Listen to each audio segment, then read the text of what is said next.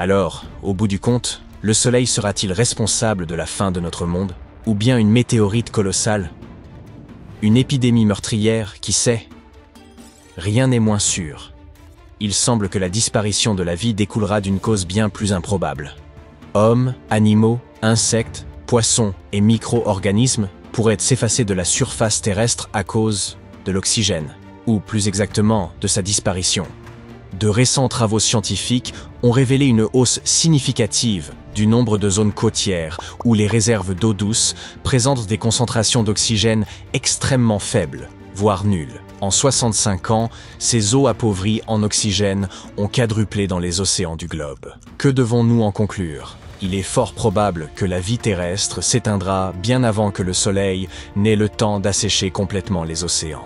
L'échéance pourrait survenir dans un peu plus d'1 milliard d'années. Cela ne signifie pas pour autant que la planète cessera d'exister. La phase durant laquelle la Terre est riche en oxygène ne représentera qu'environ 20 à 30% de sa durée de vie totale. Nous ne sommes, au fond, que des hôtes de passage. Et pourtant, 1 milliard d'années demeure une échelle de temps vertigineuse. Les premiers Homo sapiens sont apparus il y a environ 3000 ans. Autrement dit, l'ensemble de notre histoire tient en moins d'un demi-million d'années. Inutile de s'alarmer. 1 milliard d'années ne s'écoulera pas rapidement. D'ici là, l'humanité aura sans doute quitté la Terre. Peut-être aurons-nous colonisé une autre planète dans l'immensité cosmique. Mais pourquoi l'oxygène pourrait-il être amené à disparaître? Le Soleil chauffant davantage, la Terre se réchauffera à son tour, entraînant la dégradation du dioxyde de carbone, indispensable à la photosynthèse. Sans dioxyde de carbone, les plantes cesseront de produire de l'oxygène. Par ailleurs, la baisse du CO2 pourrait faire grimper la teneur en méthane, un gaz qui nous est nocif. Tout cela semble logique, mais il ne s'agit que d'une cause secondaire. Le problème de fond est ailleurs. À mesure que le Soleil gagnera en intensité, il réchauffera les roches terrestres, telles que le granit et le basalte, qui commenceront à se décomposer plus rapidement.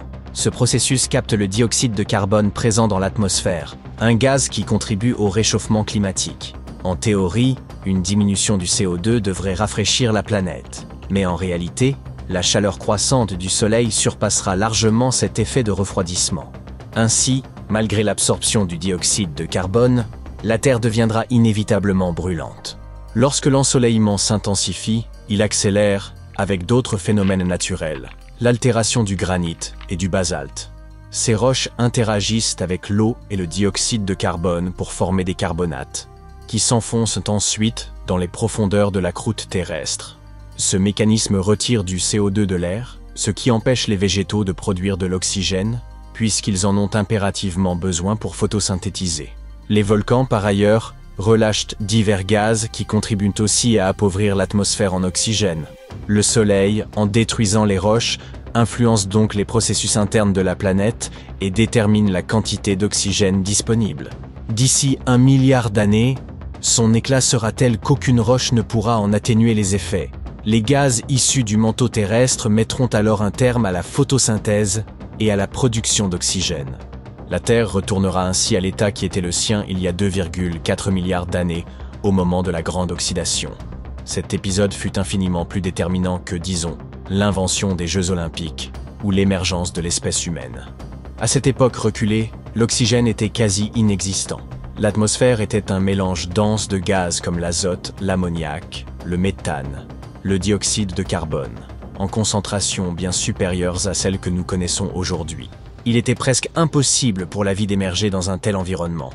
Pourtant, après bien des tentatives, elle y parvint. Les premières formes vivantes furent de simples bactéries, dont les cyanobactéries.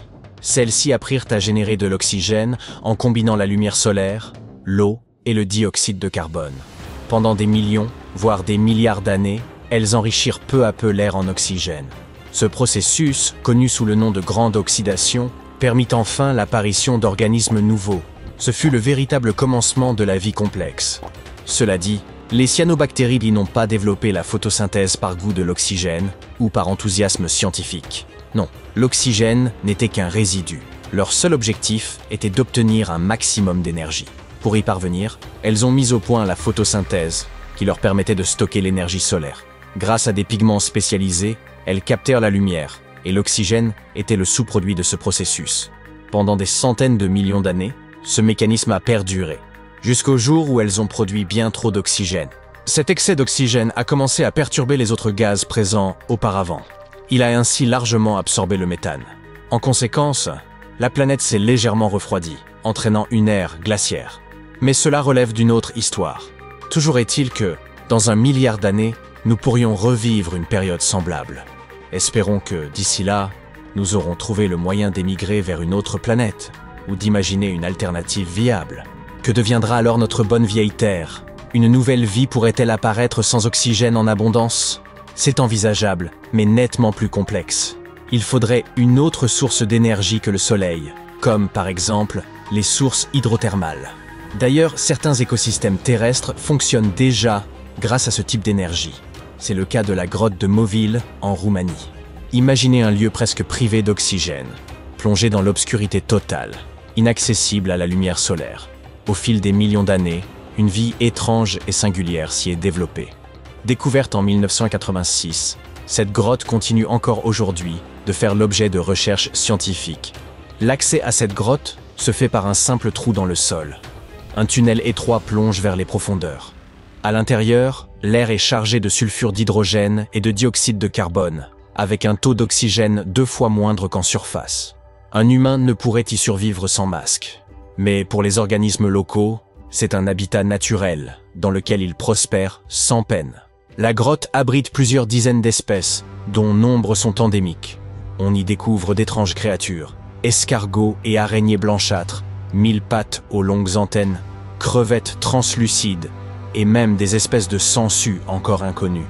Privés de lumière dans ces cavernes, ces organismes n'ont plus aucun besoin d'yeux. Aveugles, ils se repèrent grâce à de longues antennes sensibles et à leurs pattes adaptées à la navigation spatiale. Par ailleurs dépourvus de pigments, ils sont tous blancs ou translucides. Mais alors, dans un environnement si pauvre en oxygène et dépourvu de photosynthèse, comment une telle biodiversité peut-elle subsister? La clé, ce sont des bactéries autotrophes très particulières. En absorbant le dioxyde de carbone, elles génèrent les nutriments nécessaires à leur survie. Elles nourrissent ensuite d'autres organismes qui deviennent eux-mêmes la proie d'espèces plus grandes. Ainsi s'est formée une chaîne alimentaire complète, assurant la subsistance de toute la communauté. L'évolution y a façonné un écosystème véritablement autonome, une sorte de micro-univers régi par ses propres lois. Toutefois, ce monde clos n'est pas extensible. Tous ses habitants dépendent des cheminées hydrothermales et des bactéries autotrophes pour leur survie. Sans elles, aucune source d'énergie. Mais imaginons un instant un futur où le soleil faiblit, l'oxygène se raréfie, et des évents hydrothermaux recouvrent peu à peu la Terre. L'obscurité règne, l'atmosphère se charge de méthane, de dioxyde de carbone et d'autres substances. Pourtant, la vie réapparaît, jusqu'à l'émergence de nouveaux êtres humains. Quel serait leur aspect? Ils seraient livides, filiformes, aveugles, dotés de très longs bras pour se déplacer, et leurs compagnons, de gigantesques 1000 pattes, ou des cafards rampant silencieusement sur le sol. Le silence est total, car ces humains, sans poumons remplis d'air, ne peuvent même pas crier. Ils communiquent par le toucher. Personne ne voyage plus. Chacun vit isolé, près de sa propre source hydrothermale. En 1 milliard d'années, la Terre serait devenue un cauchemar organique, digne d'un film d'horreur.